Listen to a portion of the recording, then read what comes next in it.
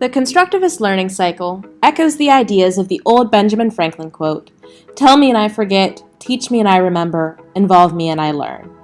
Or, dating even farther back to Plutarch, "The mind is not a vessel to be filled, but a fire to be kindled." It's the idea that students must be actively involved in their learning, and that students have to grapple with the content and create some of their own meaning, rather than simply being the passive recipients of information from their teachers. Like most theories in education, there are many competing ideas that have only very nuanced differences in focus or execution, and these competing ideas can sometimes make the topic a hazy one. Some other theories or names we might come across include simply the learning cycle, discovery learning, problem or project-based learning, the 4 E's, or some might argue the 5 E's. Regardless of what it's called, the constructivist learning theory requires a shift. It's a shift from what most of us do daily in our classrooms, where we provide a warm-up where we introduce the day's topic or learning, direct instruction where we do the majority of thinking for our students while they passively copy down notes or follow along with our modeling, practice in groups and as individuals, perhaps as part of an I do, we do, you do, where they repeat whatever steps or processes we told them to follow, and then a summarizer where we assess how well they can regurgitate our teachings. It's a shift to a period of exploration, followed by a formal introduction, followed by a period of application.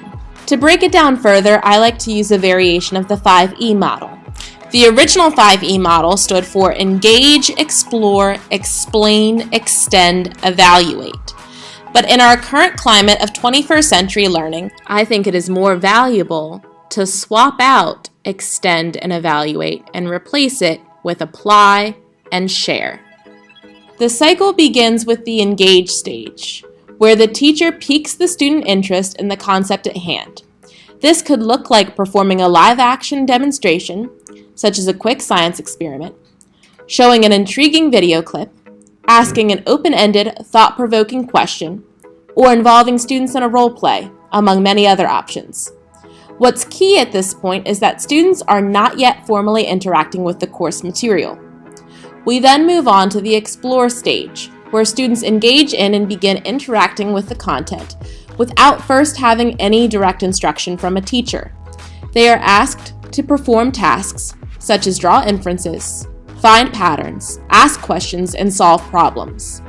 They begin to form their own connections, theories, and ideas about the content, followed by a formal introduction in the explain stage, where the teacher might then bring the class together for some brief direct instruction. This direct instruction will draw on the experiences that the students had during the exploration phase and clarify any misconceptions that they may have had. It might also offer the terminology to describe the phenomena that the students encountered during their exploration. From there, we move to a stage of application, where students take their newfound knowledge that they themselves have largely constructed and apply it in a real-world context, such as publishing results on a blog, creating a movie, participating in a debate, or authoring an op-ed. And lastly, share, where students have an opportunity to share their learning with, at the very least, their peers, but ideally to outside audiences, such as business leaders, experts in the field, or other classes with whom the class has a partnership. So let's take a look at an example from my ELA 3 class at Howard.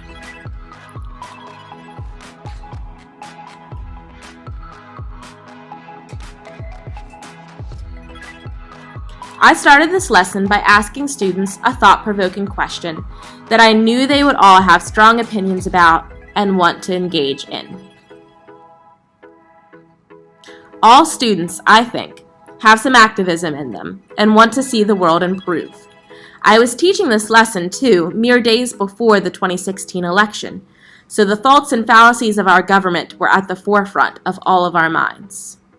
Now, this question did not directly relate to our unit essential question about our nation's seminal documents, nor did it relate to our lesson essential question about utilizing persuasion. Neither of those terms exactly elicit excitement or engagement or curiosity, so we avoided them for the moment.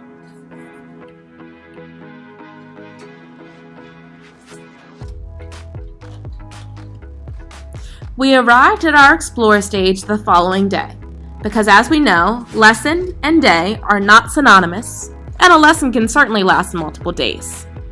For the exploration, I provided students with 2 very short essays. These essays had very different topics.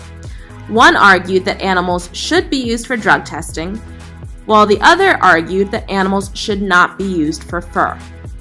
I asked students to come up with as many differences between the 2 readings as possible, but I asked them not to focus on the content of the essays. Instead, I wanted them to focus on the differences between how the authors convinced their readers.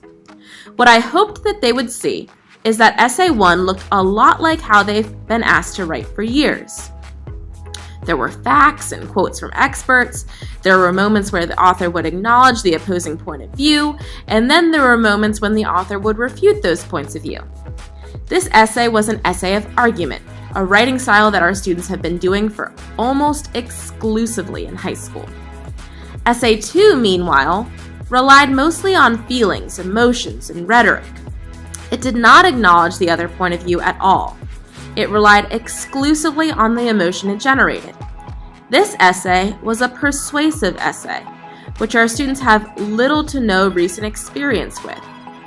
But that is exactly what the Unit 2 KUD insisted that they write by the end of the unit, a persuasive essay.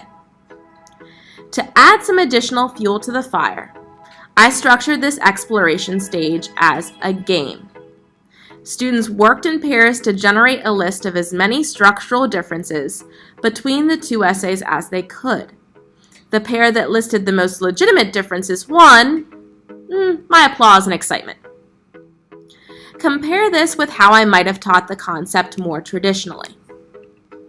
With me standing at the front of the room, front and center, talking and talking and talking about the differences between argument and persuasion, while my students passively sat by.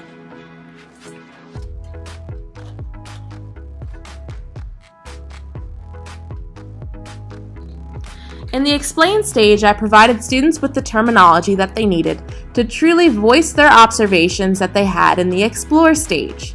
Students pointed out, for example, that the second essay used really negative or emotional words, and I was able to take a moment to explain to them that they could say the author utilized loaded diction.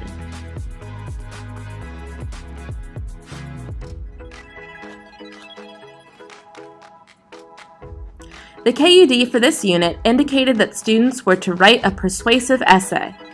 And while this is technically asking students to apply their learning, and arguably is asking them to apply their learning more meaningfully than taking a test on the topic, I wanted the task to be more authentic.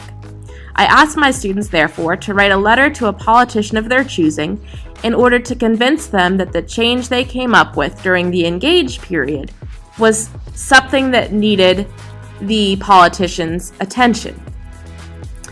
To incorporate the seminal documents that the essential question focused on, students needed to use the Bill of Rights as evidence in their letter.